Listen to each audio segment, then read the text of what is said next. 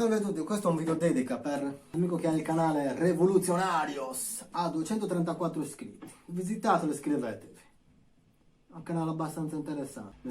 Mi ha chiesto di suonargli l'uomo tigre, che è l'uomo ragno, l'uomo ragno è morto.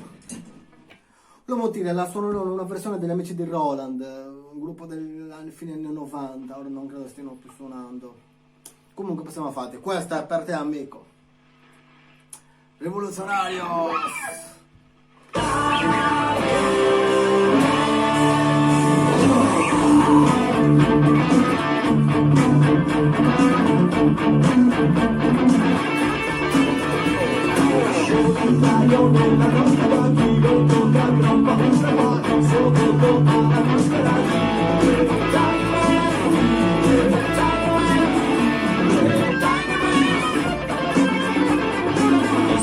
Dai la sua identità, è un segreto che nessuno sa chi nasconde quella maschera lì.